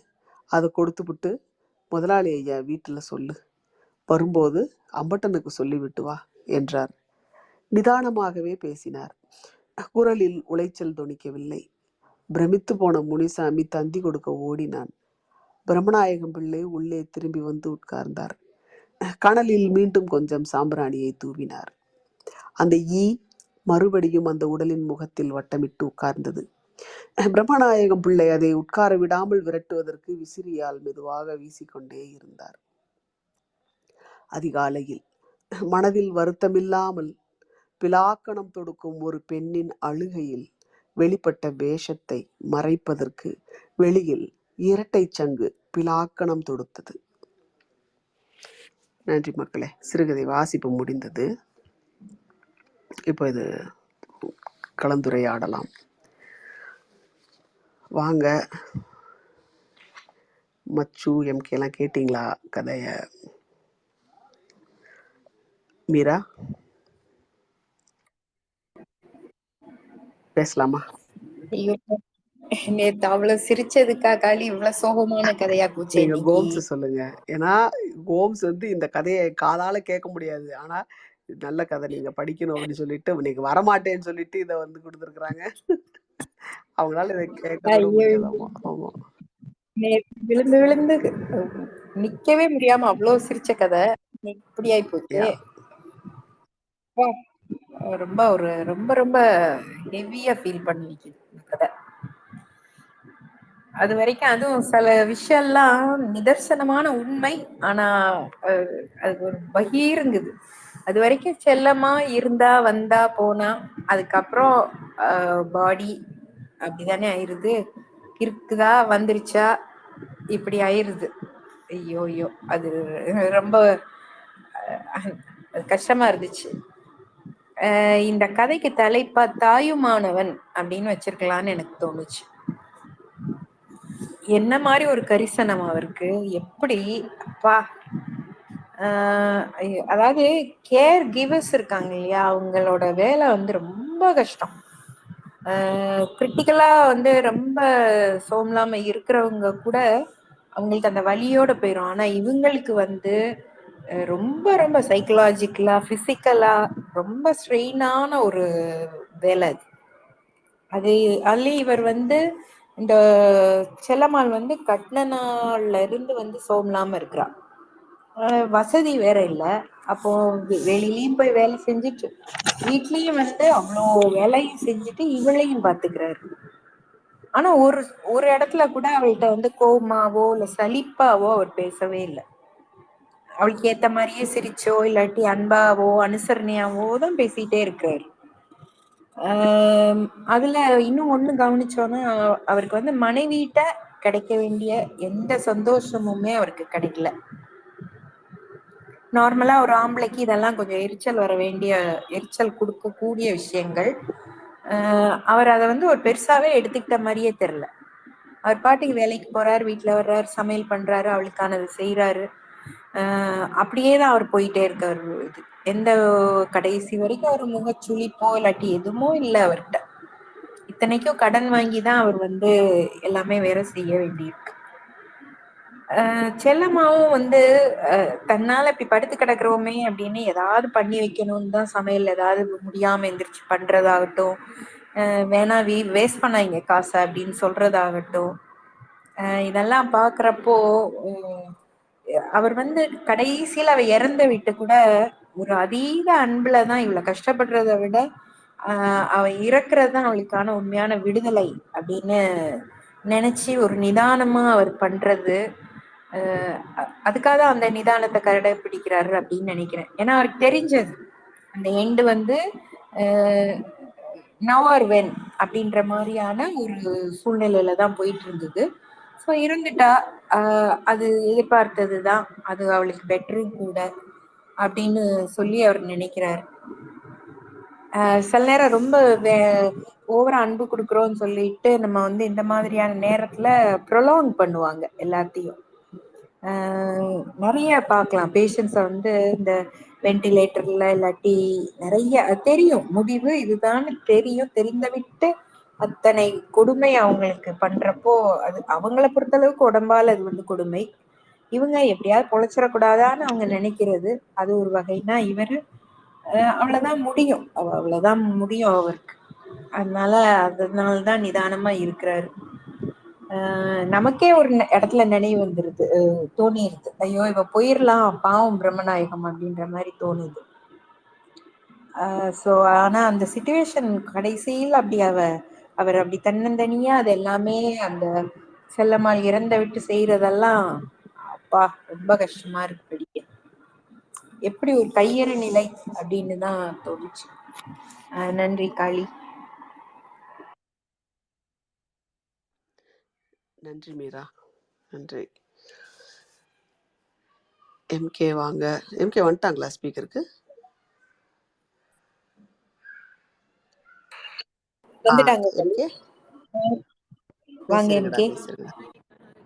நீங்க செவ்வாய் வியாழன்ல வைக்கும் போதுதான் நமக்கு ஜாலியா இருக்கு வர்றதுக்கு, கால் இல்லைன்னு சொல்லி. திங்கள் புதன் வெள்ளி எல்லாம் கால் இருக்குனால வர முடிய மாட்டேங்குது, வந்தாலும் பேச முடிய மாட்டேங்குது. ரொம்ப ரொம்ப சூப்பர். ஆக்சுவலா இன்னைக்கு எனக்கு செம டேஜா ஊவா இருந்துச்சு. இந்த கதைய இதே டோன்ல நம்ம ஆல்ரெடி வாசிச்ச மாதிரியே எனக்கு தோணுது. ஒருவேளை நான் வாசிக்கும் போது உங்க வாய்ஸ்லயே வாசிப்பனா இருந்திருக்கும், மனசுக்குள்ள கேக்குற குரல் உங்க குரலாவே இருந்திருக்கும், அதனால இருக்கும். ஆனா இந்த டோன் எல்லாமே பயங்கர டேஜாவா இருந்துச்சு. என்னடா ஆல்ரெடி வாசிச்சமேன்னு செம்ம. இதுல என்ன ஒண்ணுன்னா, நேத்திக்கு ஒரு கதை எழுத சொல்லியிருந்தாங்க தாலாட்டுன்னு சொல்லி. அதுல இதே மாதிரி இல்ல, இந்த பொண்ணு அனிமிக்கா இருக்கான்னு சொல்லி அவ ஃபீல் பண்ணுவா. ஐயோ நம்ம உடம்ப பாத்துக்காம இப்படி அந்த குழந்தை இறந்து போற மாதிரி எழுதியிருந்தேன். அவ கருவுல இருக்கிற குழந்தை நம்ம உடம்பு பாத்துக்காம அவனை கஷ்டப்படுத்துறமே, அவனுக்கு குழந்தை இல்லாம போயிடுச்சு அப்படிங்கிற மாதிரி அவ ஃபீல் பண்ற மாதிரி இந்த கதையிலயும் அதான். அவங்க வந்து என்னன்னாலும் நம்ம வந்து செத்து போற நிலைமையில இருந்தா கூட அவருக்கு சமைச்சு வச்சுட்டு செத்து போகணும் அப்படிங்கிற ஒரு மனநிலையில தான் செல்லம்மாளும் இருக்கா. அது வந்து இன்னைக்கு போன தலைமுறை வரைக்கும் எல்லார்கிட்டயுமே அதை பார்க்கலாம். இப்பயும் கூட எங்க அம்மா ஆஸ்பத்திரி போகணும், இந்த இது வைக்கிறதுக்கு ட்ரிப்ஸ் ஏத்துறதுக்கு இல்ல பிளட் டிரான்ஸ்ஃபியூஸ் பண்றதுக்கு ஆஸ்பத்திரி போகணும்னா கூட அப்பாவுக்கு சமைச்சு வச்சுட்டு தான் போறாங்க. அது வந்து என்ன ஒரு மனநிலைன்றதே நம்மளுக்கு தெரிய மாட்டேங்குது. என்னடா இப்படி இருக்கீங்க. நான் ரொம்ப அதாவது பெண்களும் வந்து நம்ம இல்லைன்னா வீடே நடக்காது அப்படிங்கிற ஒரு மாயைக்குள்ள சிக்கி அதை எப்படியாவது ப்ரூவ் பண்ணிடணும் அப்படின்னு சொல்லியே அந்த ஒரு கட்டாயத்தின் பேர்லயே அதை பண்றாங்க. சுத்தி இருக்கிறவங்களும் கூட you are a super woman, நீ எல்லாம் எவ்வளவு தெரியுமா, உனக்கெல்லாம் வந்து நீ எதுனாலும் ஒண்ணும் வராது அப்படி இப்படின்னு சொல்லி ஏத்தி விட்டு இது பண்ணிட்டு இருக்காங்க. டே எல்லாமே உடம்பு தாண்டா, ஒரு மிஷின் பார்ட் ஓவர் டைம் வேலை பார்த்தா அதுக்கு ஒழுங்கா ஆயில் போட்டு ரீசார்ஜ் பண்ணணும்ன்றத வந்து இது பண்ண மாட்டேங்குது. அட்லீஸ்ட் இப்பயாவது எல்லாரும் புரிஞ்சுக்கிறாங்கன்னு நினைக்கிறேன். பாடி ஹெல்த்துக்கும் செல்ஃப் கேர்ன்றது செல்ஃபிஷ் இல்லை, இட்ஸ் அ நெசசிட்டின்னு புரிஞ்சுக்கிறாங்க அப்படின்னு நினைக்கிறேன், நம்புறேன். அதுவே பண்ணட்டும் அப்படின்னு இது பண்றேன். அவ்வளவுதான்க்கா. நன்றிடா நன்றிடா. டேய் அதுக்காக நீ ரீட் பண்றது என் வாய்ஸ்ல ரீட் பண்றதெல்லாம் ஓவரா. இல்ல இல்ல நான் தான் ஒரு ட்வீட்ல கூட சொல்லியிருந்தேன்ல, தேங்க்யூ. வர வர வாய்ஸ் அந்த மைண்ட் வாய்ஸ்ன்றது உங்க வாய்ஸா தான் போயிருச்சு. தேங்க்யூ தேங்க்யூ தேங்க்யூடா கண்ணா, தேங்க்யூ. ஓகே, இந்த கதை படிக்கும்போது எனக்கு நிறைய விஷயங்கள் ஞாபகத்துக்கு வந்து போச்சு. நமக்கு ரொம்ப பிரியத்துக்குரியவங்களை எப்படியாவது காப்பாத்திடணும் அப்படின்ற ஒரு மனநிலையிலிருந்து வழி இல்லாம போய் சேரட்டுமே பரவாயில்ல அப்படின்ற ஒரு நிலைக்கு வர்றது, அப்படின்ற ஒரு டிரான்ஸ்ஃபர்மேஷனுக்கு வந்து அவங்க ரொம்ப மனசளவுல ரொம்ப ரொம்ப வலி அனுபவிச்சிருப்பாங்க. அதுல அவங்கள ஐயோ நான் இவ்வளோ பாக்குறேன் அப்படின்றது கிடையாது. அது ஆக்சுவலா எப்படியாவது காப்பாத்திடணும் அப்படின்ற ஒரு மனநிலை எப்போ ஐயோ இவ்வளோ கஷ்டப்படுறாங்களே, கஷ்டம் இல்லாம போய் சேர்ந்துடட்டும் அப்படின்ற ஒரு பிரேயராக மாறுற ஒரு விஷயம் இருக்கு பாத்தீங்களா. அப்படி ஒரு இந்த ஆசையாக மாறுற அந்த ரெண்டு இதுக்கும் நடுவுல இருக்கிற போராட்டம் வந்து ரொம்ப பெரிய ஒரு போராட்டம். ஆக்சுவலா அது நோயாளி ஆக்சுவலி சொல்லுவோம், நம்ம என்ன வேணா செலவு பண்ணலாம், நம்ம என்ன வேணா கேர் பண்ணலாம், பட் அவங்களுடைய வலிய நம்ம எப்படி வாங்கிக்கவே முடியாதோ அது மாதிரி அந்த அந்த நோய்வாய்ப்பட்டவங்க மேல அன்பு வச்சிருக்கிறவங்களுடைய இந்த டிரான்ஸ்ஃபர்மேஷன் இருக்கு பாத்தீங்களா, அது அந்த டிரான்ஸ்ஃபர்மேஷன் அண்ட் கில்ட் ஏற்படுத்துற வலியையும் யாருனாலையுமே வாங்கிக்க முடியாது. பிரம்மநாயகம் முத நாள் வீட்டுக்கு வராரு, வந்து பார்க்கும்போதே அவருக்கு அது தூக்கம் இல்லை, அவங்க சும்மா படுத்திருக்காங்க அப்படின்றது, கீழே படுத்திருக்காங்க, ஆனா அது தூக்கம் இல்ல அப்படின்றது தெரிஞ்சு போயிருது. கண்ணை பாக்குறாரு, கண் அப்படியே ஏறி இருக்கு, அப்படியே அப்படியே அப்படியே அப்படியேயும் உடனே அதை அட்டன் பண்ணிடல அவரு. அப்படியே சாவகாசமா பின்கட்டுக்கு போய் கை காலெல்லாம் கழுவிட்டு சாவகாசமா வராரு. வந்து கிச்சன்லாம் பார்க்குறாரு, அது வந்து கிராஸ் பண்ணும்போது பார்க்குறாரு, சாப்பாடுலாம் எடுத்து அடுக்கி வச்சுருக்காங்க. அப்போது அதுக்கப்புறம் வந்து மனைவிக்கு வேண்டிய விஷயங்கள் எல்லாம் அட்டன் பண்ணுறாரு. அவங்கள வந்து திருப்பி இது பண்ண அவங்கள விட்டுட்டும் தனியாக விட்டுட்டும் போக முடியாது அந்த லேட்டாக வரும்போது வைத்தியர் வீட்டுக்கு. பட் முயற்சி பண்ணுறாரு, அவருக்கு தெரிந்த வித்தைகள் அத்தனையும் அனுபவபூர்வமாக அவருக்கு தெரிஞ்ச வைத்தியங்களை வந்து எல்லாம் முயற்சி பண்ணுறாரு, அத்தனையுமே பண்ணுறாரு. பட் கிட்டத்தட்ட அவர் வந்து வழி இல்லாம போய் சேர்ந்துடட்டும் அப்படின்ற சேர்ந்தா பரவாயில்ல அப்படின்ற ஒரு அந்த வலி மிகுந்த ஒரு மனநிலைக்கு அவர் ஏற்கனவே வந்துட்டதா நான் அந்த இடத்துல உணர்ந்தேன். இந்த ரெண்டு பேருமே கிராமத்துல இருந்து நகரத்துக்கு புலம்பெயர்ந்தவர்கள். கிராமத்துல இருந்து நகரத்துக்கு புலம்பெயர்ந்து பொருளாதார ரீதியாகவும் சரி, இதர எமோஷனல் சப்போர்ட்டும் இல்லாது ஒரு சமூகமாக வாழ்றதுக்கு முடியாது, தனிமையில வாழ்ந்துகிட்டு இருக்கிற, தனிமையில மட்டுமே வாழ்றதுக்கு வாய்த்து இருக்கிற நிறைய பேருடைய வாழ்க்கை இப்படிப்பட்ட ஒன்னாகத்தானே இருக்க முடியும். அவங்களுக்கு எல்லாமே ஊருக்கு போறது அப்படின்றது ஒரு கனவா இருக்கும். புலிப்பாலை கூட கொண்டு வர சொல்லி இருக்கலாம், ஊருக்கு போகணும்னு சொல்லிட்டாலே அப்படின்னு அவர் நினைக்கிற இடம், ஊருக்கு போயிட்டு வர்றது அவ்வளோ பெரிய ஒரு சிரமமா அப்படின்னு. ஏன்னா சம்பளம்ன்றது கூட கிடையாது, இவருக்கு தேவைப்படும் போது கொஞ்சம் கொஞ்சமா காசு வாங்கிக்கலாம், அந்த காசு கூட பத்தாத காசு வேற எதுக்காவது ரீடைரக்ட் பண்ணக்கூடிய காசாக, ரெண்டு பேருக்கும் சாப்பாட்டுக்கு ஆகிற காசாக மட்டுமே தான் அது இருந்திருக்கும். அதுவும் வைத்தியத்துக்கு ரீடைரக்ட் ஆகும்போது ஊருக்கு போயிட்டு வர்றது அப்படின்றது ஒரு பயங்கர பெரிய பொருளாதார சுமையாக அவங்களுக்கு முடிஞ்சிடும். அதுதான் அந்த இடத்துல ஒரு புலிப்பாலை கூட கொண்டு வர சொல்லியிருக்கலாம், பட் ஊருக்கு போகணும்னு சொல்லிட்டாலே அப்படின்னு சொல்றது வந்து அந்த இடத்துல வந்து ஒரு இது. ரெண்டு பேருக்கும் அங்க இருக்கிற ஒரு மோசமான ஒரு சூழல்ல அந்த ரெண்டு பேரும் அனுபவிச்சுட்டு இருக்கிற அந்த தனிமைய, இவர் ஒரு தனியான ஒரு காலையில வீட்டுல இருந்து கிளம்பி நடந்தே போய் கடைக்கு போறதும், திரும்பி இருட்டுனதுக்கு அப்புறம் நடந்தே இவர் திருப்பி வீட்டுக்கு வர்றதும், அந்த முழு நாளும் அந்த பெண் வந்து அந்த வீட்டுல தனியாவே முழு நாளும் அவங்க கடத்துறதும், அவங்க ரெண்டு பேரும் சேர்ந்த அந்த தனிமை. ஸோ ஒரு விவசாய குடும்பத்துல பிறந்துட்டு அந்த ஊர்ல இருந்து கல்யாணம் பண்ணிட்டு ரெண்டு பேரும் வந்து அந்த நகரத்துல அவங்க அந்த பண்ண தனிமையை போக்கிக்கிறதுக்கு அவங்க ரெண்டு பேருக்குமான போதையாக போதை பேச்சாக என்ன இருக்கு அப்படின்னு சொன்னா, ஊருக்கு போறதை பற்றிய பேச்சு தான் அவங்களுக்கு போதையாவே இருக்கு. சின்ன வயசுல நானும் என்னுடைய தங்கையும் சின்ன வயசுல எங்களுக்கு பெரிய ஒரு கனவாக எது இருக்கும் அப்படின்னு சொன்னா, நாங்க எப்படி வீடு கட்ட போறோம் அப்படின்றதுதான் ஒரு பெரிய கனவாவே நாங்க ஆக்சுவலி வீட்டோட பிளானே போடுவோம். இங்க இது இருக்கணும், இங்க இது இருக்கணும், இது ஃபர்ஸ்ட் ஃப்ளோரு, இது வந்து கிரவுண்ட் ஃப்ளோரு, இது இப்படி இருக்கணும், வீட்டை சுத்தி என்னென்ன இருக்கணும், இந்த மாதிரி நிறைய விஷயங்களை பிளான் பண்ணுவோம். அது ஒரு பெரிய கனவாக இருக்கும். எங்களுக்கு தெரியும் எங்களால அப்போதைய சூழ்நிலையில வளர்ந்ததுக்கு அப்புறம் கூட நாங்க அந்த வீட்டுல நாங்க கண்ட கம்ஃபர்ட்ஸ் எல்லாமே எங்களால அஃபோர்ட் பண்ண முடியுமா முடியாதா அப்படின்றது எல்லாம் கூட அப்ப எங்களுக்கு ஐடியா கூட இல்ல. பட் கனவு காண்றதுல நாங்க எந்த குறையுமே வச்சதில்ல. கனவை பெருசா காணு அப்படின்ற மாதிரி அது இவங்க 2 பேரும் உட்காந்து பேசி அந்த ஊரை பத்தி பேசி பேசி போதை ஏற்றுக் கொண்டார்கள் அப்படின்னு சொல்லியிருந்தது எனக்கு ரொம்ப இதா இருந்தது. அதுதான் ஊருக்கு போவதை பற்றி பேசுவதுதான் அவங்க 2 பேருக்கும் ஒரே பொழுதுபோக்காவே இருந்தது அப்படின்றது ரொம்ப இதா இருந்தது. செல்லம்மாளுடைய நிலை பாத்தீங்க அப்படின்னு சொன்னா, இவர் வெளியில போறாரு, இவருக்கு ஒரு பெரிய பொறுப்பு இருக்கு. தன்னை நம்பி வந்த தன்னுடைய மனைவியை காக்கும் பொறுப்பு அவர் சிறமேற்கொண்டு செய்து வருகிறார். அதுக்காக சம்பாதிக்கிறார்.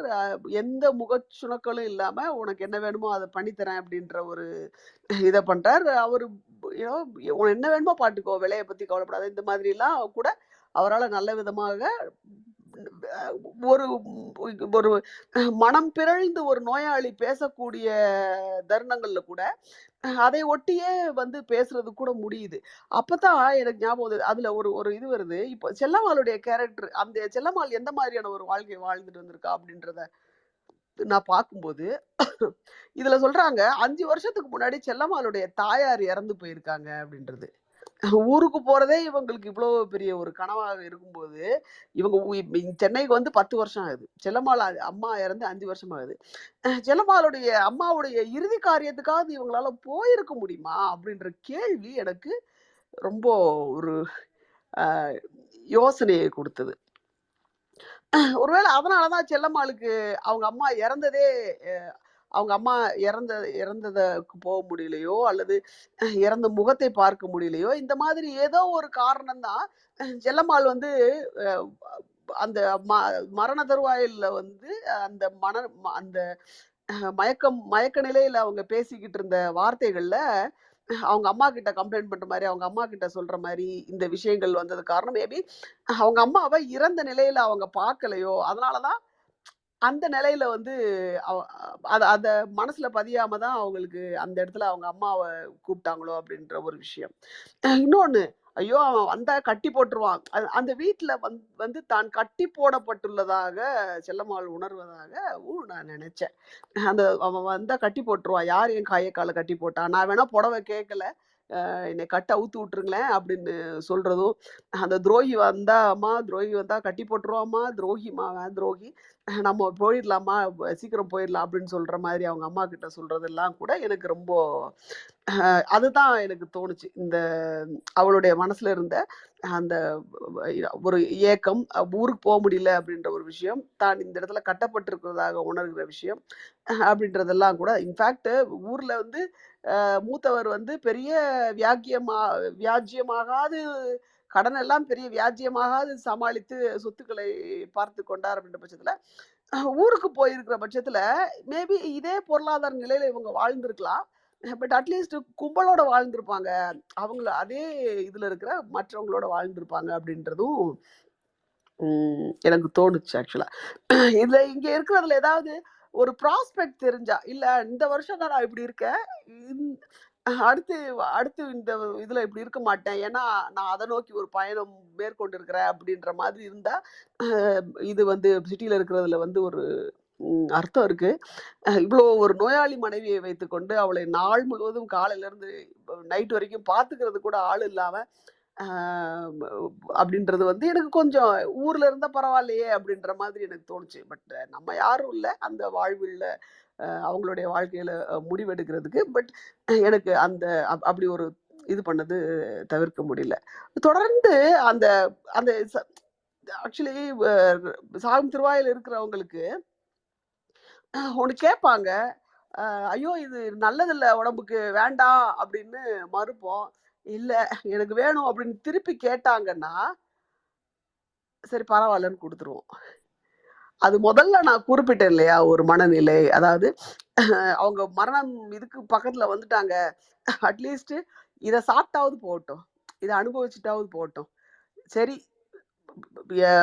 இது காஃபி காஃபி சாப்பிடக்கூடாதுதான், வாஸ்தவம் தான். பட் என்ன கேட்குறேன், எத்தனை நாளைக்குன்னு தெரியலையே, காஃபியை சாப்பிட்டாவது போட்டோம் அப்படின்னு அவங்களுடைய உடல்நிலைக்கு ஒவ்வாத விஷயங்களை கூட அவங்க முதல் தடவை கேட்கும்போது நோ சொல்லிட்டு 2ஆம் முறை கேட்கும்போது எஸ் சொல்ற அந்த மனநிலை, திருப்பி நான் முதல்ல சொன்ன அந்த மனநிலை, லைக் எப்படியாவது காப்பாற்றிடணும் அப்படின்ற மனநிலையில இருந்து வலிக்காம போய் சேர்ந்தா பரவாயில்ல, நோ ரொம்ப கஷ்டப்படாம போய் சேர்ந்துட்டா பரவாயில்ல அப்படின்ற ஒரு மனநிலைக்கு வந்துட்டு அந்த மனநிலைக்காக தன்னைத்தானே நொந்து கொண்டு கில்ட்டி அடைகிற ஒரு அன்பான ஒரு மனம், ஒரு அன்பான ஒரு உறவு அப்படியாத்தானே இருக்க முடியும். அப்புறம் ஒருத்தவங்க இறந்து இன்னொரு பெரிய விஷயம் என்னன்னா, நமக்கு ரொம்ப அன்புக்குரியவங்க, நம்மளுடைய வாழ்க்கையில இருக்கிற ஒரே ஒரு ஆளு அப்படின்னு நினைக்கக்கூடிய பிரம்மாநாயகம் பிள்ளை வந்து தன்னுடைய மனைவியினுடைய இழப்புக்கு கண்ணீர் சிந்த கூட நேரம் இல்லாமல், கண்ணீர் சிந்த கூட தோணாமல், எப்படி நல்ல விதத்துல அடக்கம் செய்யறது, எப்படி நல்ல விதத்துல எல்லாத்தையும் முடிக்கிறது அப்படின்னு பார்க்கிற, கடமையை செய்யற ஆளாக மாறிடுறாரு. இது ரொம்ப பெரிய கொடுமை. சுற்றத்தோட வாழ்றதனுடைய இதுவே என்ன அப்படின்னா, இந்த மாதிரியான ஒரு இழப்பு நமக்கு நடக்கும்போது நீ கிரீவ் பண்ணு, நீ போய் பக்கத்துல உட்காந்து பார்த்துட்டு அழுதுக்கோ, நீ துக்கமா இருந்துக்கோ, மற்ற விஷயங்கள் எல்லாம் நான் பாத்துக்கிறேன் அப்படின்னு சொல்லிட்டு மற்றது எல்லாத்தையுமே மற்றவங்க பார்த்துப்பாங்க. அப்படி பார்க்கறதுக்கு ஆள் இருக்கிறது பிரம்மநாயகம் மற்றும் செல்லம்மாள் தம்பதியினருடைய அவர்களை போல் வாழ்பவர்களுடைய வாழ்க்கையில அந்த மாதிரி பா நீ உங்க துக்கத்தை அனுபவிப்பா, நான் பாத்துக்கிற எல்லாத்தையும் அப்படின்னு எடுத்து செய்யற ஒரு நபர் இருக்கிறது எவ்வளவு பெரிய வரம். பிரம்மநாயகத்துக்கும் செல்லம்மாளுக்கும் ஒரு நல்ல நண்பரா, நட்பு இதுல இருக்கிற, இவங்க மின்சாரமே இல்லாத அவுட்டர்ல எங்கேயோ வீட்டுல இருக்கிறாங்க, ஒரு நெய்பர் கூட அஃபோர்ட் பண்ண முடியல, அங்கதான் இருக்காங்க, சென்னையில இருக்காங்க. என்னன்னா ஒரு நெய்பர் இருக்கிற அளவுக்கான ஒரு ஒரு பக்கத்து வீட்டுக்காரங்க இருக்கிற அளவுக்கான ஒரு லொக்காலிட்டி கூட அவங்களால அஃபோர்ட் பண்ண முடியாது அப்படின்றது ரொம்ப பெரிய மன வலி அவங்களுக்கு. இப்போ அந்த மாதிரி ஒரு ஆள், நீ துக்கப்பட்டுக்கோ நான் பாத்துக்கிறேன் மீதி எல்லா ஏற்பாடையும் அப்படின்னு ஒரு ஆளு இருக்கிறது வந்து எவ்வளவு பெரிய லக்ஸுரி அப்படின்றது இந்த கதையை படிக்கும்போது உணர முடியுது. அதுதான் மறுநாள் காலையில யாரோ வந்திருக்கிறாங்க, அது யாரா வேணா இருக்கலாம், கூட வேலை செய்யறவங்களா இருக்கலாம், அந்த முதலாளி வீட்டுல இருந்து யாராவது இருக்கலாம், முனிசாமி வீட்டா இருக்கலாம், யாராலும் இருக்கலாம். கடைசியில போட்டிருந்த வரி வந்து ரொம்ப பெரிய ரெண்டு விஷயத்த காட்டுது. என்ன சொல்றது, அதிகாலையில் மனசில் வருத்தம் இல்லாமல் பிலாக்கணம் தொடுக்கும் அப்படின்னா, அந்த பிலாக்கணம்னா அந்த ஒப்பாரி வைக்கிற ஒரு ஓலம் இருக்கு பாத்தீங்களா, சாவு வீட்டுல வந்து கண்ணீரே வராம வெறும் சத்தம் மட்டும் விட்டு ஆக்சுவலா அழுவாங்க. அது ஆக்சுவலி ஒரு ஒரு ஒரு ஃபார்மாலிட்டி, ஒரு சத்தம் இல்லாம ஒரு இது போகக்கூடாது அப்படின்ற ஒரு ஃபார்மாலிட்டி. அப்படி பிலாக்கணம் தொடுக்கும் அதிகாலையில் மனசில் வருத்தம் இல்லாமல் பிலாக்கணம் தொடுக்கும் ஒரு பெண்ணின் அழுகையில் வெளிப்பட்ட வேஷத்தை மறைப்பதற்கு, அந்த உள்ள ஒரு பொண்ணு அழுறாங்க, அது ஒரு செயற்கை அழுகையே இல்லாத ஒரு பிலாக்கணம் தான், வருத்தமே இல்லாத ஒரு பிலாக்கணம் தான். அந்த பிலாக்கணத்துல தொடிக்கிற அந்த ஆர்டிபிஷியல் இது இருக்கு பாத்தீங்களா, அதை மறைக்கிற மாதிரி வெளியில, வீட்டுக்கு வெளியில இருக்கிற இரட்டை சங்கு பிலாக்கணம் தொடுத்தது, அதை அமுக்குற மாதிரி சங்கு ஊதுற சத்தம் கேட்டது அப்படின்னு முடிச்சிருக்காரு. அப்போ கூட ஐயோ இரட்டை சங்குக்கு இவர் எப்படி காசு கொடுப்பாரு அப்படின்றது தான் எனக்கு மனசுக்குள்ள வந்தது. பட்டு எந்த அளவுக்கு சுற்றி வந்து ஒரு இவங்க இறந்து போயிட்டாங்களேன்னு வருத்தத்தோட அழக்கூட ஆள் இல்லாத சூழல்ல அவங்க எப்படி இறந்து போயிருக்காங்க. எனக்கு இந்த கதையில வந்து பிரம்மநாயகம் பிள்ளையை விட செல்லம்மாள் வந்து ரொம்ப ஒரு ஸ்ட்ராங் கேரக்டரா தோன்றாங்க. எந்த இடத்துலையுமே இல்ல நான் இதை எனக்கு வேண்டாம், இது நான் பண்ணலை அப்படின்னு அவங்க ரிட்டையர் ஆயிட மாட்டாங்க. இல்லை நான் பார்த்துக்கிறேன், இல்லை நான் பண்ணிக்கிறேன், இல்லை கவர்மெண்ட்டுங்க நான் பார்த்துக்கிறேன். கணவருக்கு நான் இந்த காணாத்தொகை எல்லாம் பண்ணி வச்சு ரெடி பண்ணி வைக்கிறேன்னு சொல்லிடுறது ஆகட்டும் முதல்ல. ரெண்டாவது நாள் அந்த தோசை வார்க்கிற கஷ்டத்தோடையோ வைத்தியர் வர்றதுக்கு முன்னாடி தோசை வார்த்து கொண்டிருக்கிறதாக ஆகட்டும், இது எல்லாமே வந்து எனக்கு அவங்கள ரொம்ப ஒரு ஸ்ட்ராங்கான உமனாக காட்டுச்சு. பட் சோகம் வந்து அவங்களுடைய உடல் நிலை, சுகாதார நிலை வந்து அவங்களுடைய மனசு இருந்த அளவுக்கு ஸ்ட்ராங்காக அது ஒத்துழைக்காது போயிடுச்சு அப்படின்றது ஒரு வருத்தம். ஆனால் அவங்க ஊருக்கு போயிட்டு வருவோம் அப்படின்னு சொல்லாமல் ஊர்லேயே செட்டில் ஆகும் அப்படின்னு சொல்லியிருந்தாங்கன்னா இன்னும் கொஞ்சம் பெட்டராக இருந்துக்கும். அதே கஞ்சினாலும் ஒரு 43 யோசிச்சு பாருங்க, ஊரில் ஒரு ஒரு பேசிக்லி நில உடைமைதாரர்களாக இருந்திருக்கிறாங்க. அப்போ கண்டிப்பாக வந்து ஒரு ஒரு வேளை சாப்பாட்டுக்காவது வழி இருந்திருக்கும். இதை விட பெட்டராகவே தான் ஊரில் இருந்திருப்பாங்க நினைக்கிறேன். அந்த கல்வி கட்டுறது அவங்களுக்கு ஆக்சுவலாக அதை வைத்து காசு பண்ணவும் முடியாமல், அது ஊரில் ஆக்சுவலி அப்படிதான். படிக்காத பிரதர் இருக்காங்க, படித்த பிரதர் இருக்காங்கன்னா படிக்காத பிரதருக்கு நிலம் கொடுத்துட்டு படித்த பிரதரை வந்து வேற விதமான சொத்துக்களை, அசையும் சொத்துக்கள் அந்த மாதிரி வைத்து ஒதுக்கி விடுவது வழக்கம். பட் இவங்க அப்பா தான் கடன் வேற அப்படின்றாங்களே. ஸோ படித்த கல்வி வந்து இவருக்கு ஒரு இதை கொடுக்கல. அதை வைத்து என்கேஷ் பண்ணிக்கிற திறமை அவருக்கு இருக்கலை. அட்லீஸ்ட் ஊருக்கு திருப்பி போகிற ஒரு மனநிலையாவது அவருக்கு வந்திருக்கலாம். அதுவும் வராமல் போனது ரொம்ப வருத்தமாக இருக்குது செல்லம்மாளுடைய இந்த நிலை. அண்டு இப்போ பிரம்மநாயகம் பிள்ளை இப்போ திருப்பி என்ன பண்ணுவார், தனியால் ஆகிட்டார், இப்போ என்ன பண்ணுவார் அப்படின்றதையும் யோசிக்க தோணுது. இப்போயாவது அவர் போயிடுவாரா ஊருக்கு, இல்லை இங்கே இருந்துருவாரா? அப்படி ஊருக்கு போனார் அப்படின்னா ஐயோ அவளோடையே போயிருக்கலாமே அப்படின்னு நினைப்பாரா? இல்லை அவ கேட்டே போக முடியல, இப்போ அங்கே போய் என்ன பண்ண போகிறோம், அங்கேயும் நமக்கு ஒன்றும் கனெக்ஷன் இல்லை அப்படின்ற ஒரு இது வருமா அப்படின்றது தெரியல. நன்றி மக்களே. வேற மீரா? எவ்வளோ லைன் லைனா யோசிச்சிருக்கீங்களே அப்பா. அவ்வளோதான். அது நீங்க ஒரு ஆங்கிள் கொடுத்தீங்க. பட் நல்லா இருந்தது களி நீங்க சொன்னது. அதுல ஒண்ணே ஒண்ணு எனக்கு தோணுச்சு, இந்த ஒப்பாரி வைக்கிறாங்கல்ல அதுல ஒரு சைக்காலஜி இருக்கு. என்னன்னா ஒப்பு சொல்லி அப்படி அழுவாங்க. அப்படி பண்ண ரேணி இப்படி இருந்தவங்க அப்படின்னு அந்த இறந்து இருக்கிறவங்கள அப்படி ஒப்பு சொல்லி இது பண்ணுவாங்க. அது ஏன்னா ரொம்ப ஷாக்ல ரொம்ப அந்த இறந்தவங்க மேல அன்பா இருக்கிறவங்க வந்து என்னன்னா சம்டைம்ஸ் அப்படியே கல்லு மாதிரி இருந்துருவாங்க. ஒரு சொட்டு கூட அழாம அப்படியே ஷாக்ல அப்படியே இருந்துருவாங்க. அது வந்து அவங்களுக்கு அது நல்லது இல்ல, அழுதாதான் நல்லது, ஏன்னா அவ்வளவு ஷாக்ல இருக்காங்க இல்லையா அப்படின்றதுக்காக அந்த ஒப்பாரி சொல்லி அது அப்படியே அவங்கள அழ வைக்கிறது. இல்லைன்னா அவங்களுக்கு இது ஹார்ட் அட்டாக் கூட சம்டைம்ஸ் வந்துடும் இந்த மாதிரி அழாமலே இருக்கிறவங்களுக்கு. அந்த அளவுக்கு ஷாக்ல இருப்பாங்க. ஸோ அதனால எல்லாரையும் அழ வச்சிடணும் அப்படின்னு கூட செய்வாங்க. அதான் நினைவு வந்தது. மற்றபடி கதைக்கு மேல நீங்க சொன்னது ஒண்டர்ஃபுல்லா இருக்கு களி. அச்சோ சம்டைம்ஸ் இவர் ஆக்சுவலி நிறைய இடத்துல ஓப்பன் ஹெண்டடாகவே நிறைய தீவிரமா விவரிச்சுட்டே இருக்காரு. ஆக்சுவலா தீவிரமா விவரிச்சிருக்காரு. இப்போ இந்த கதையை சொல்லுங்க அப்படின்னா நீங்க என்ன சொல்லுவீங்க? என்னன்னு சொல்லுவீங்க இந்த கதையை? ஒரு 2 லைன் 3 லைன் 4 லைன் மேக்ஸிமம் சொல்ல முடியுமா? அவ்வளவுதான் சொல்ல முடியும். பட் இதுல இருக்கிறது எல்லாமே ஒரு இந்த ஆலாபனை பண்ற மாதிரி விவரமான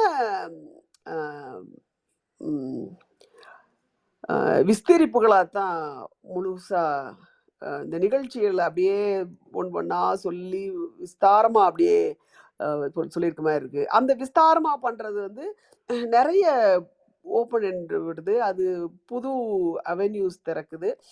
சம்டைம்ஸ் கதை ஆசிரியர் யோசிக்காத எண்ண மடிப்புகளோடு ஒவ்வொரு காலத்துக்கு ஏற்ப புது புது ஆங்கிள் சேர்றதும் அந்த கதாசிரியருடைய ஒரு பெரிய ப்ளஸ். அந்த இடத்துல அத்தனை ஓப்பன் எண்ட்ஸ் விடுறதும், அதை நம்ம அவரே யோசிக்காத எண்ண மடிப்புகளால் நம்ம இந்த காலகட்டத்துக்கு கனெக்ட் பண்ணிக்கிறதும், அது இந்த காலகட்டம் நமக்கு கொடுக்குற எண்ணமாக கூட இருக்கலாம். அந்த மாதிரியான கனெக்ஷன்ஸும் அவரோட ஒரு கிரேட்னஸை காட்டுது, அந்த எழுத்தாளரோட கிரேட்னஸை காட்டுது. நன்றி நன்றி மக்களே. வேற யாராவது பேசணும்?